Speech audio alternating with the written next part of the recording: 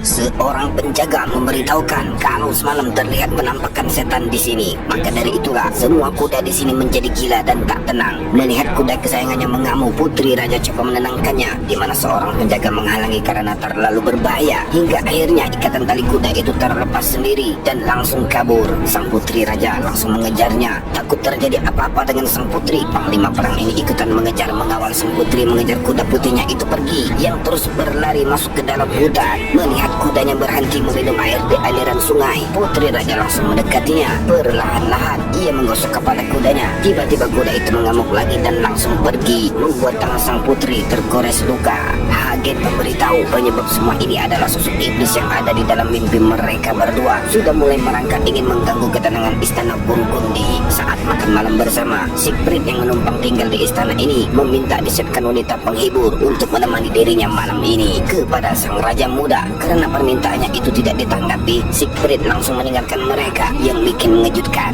ia mencium saudara raja secara tiba-tiba, mengancam akan berlaku seperti ini terus jika raja tak menuruti permintaannya itu. Ketika ia bersama yang lain hendak pergi, Siegfried mempunyai rencana gila lagi. Kali ini ia pergi sendiri tanpa meminta ditemani. Ternyata diam-diam ia mendatangi kamar Putri Raja, yang langsung kaget melihat tamunya, yang seorang putra sang raja juga dari istana sebelah, masuk tanpa menutup pintunya terlebih dahulu.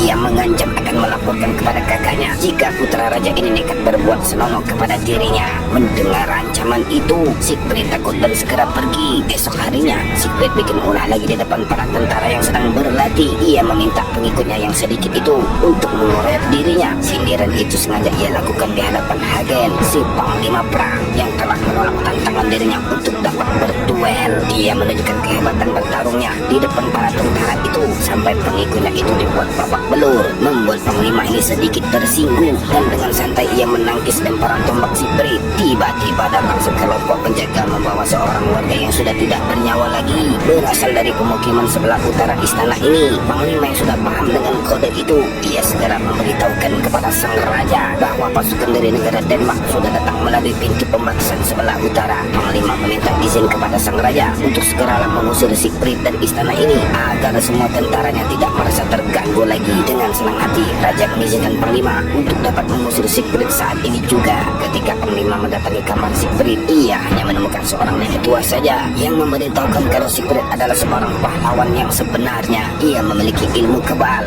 Ia juga manusia yang datang dari masa lalu dengan bermandikan darah naga yang telah ia bunuh. Lalu dengan tulang naga yang sangat besar, ia menempa kepada seseorang untuk dijadikan pedang yang saat ini ada di tangannya. Ternyata Siegfried diam-diam mendatangi sang raja, meminta izin akan menghadapi sendiri semua pasukan Denmark itu, dan ia akan bermandi darah lagi sama seperti dulu yang pernah ia lakukan. Apakah Hagen si Panglima Perang merasa tersaingi? Kita saksikan keputusan sang raja di part berikutnya.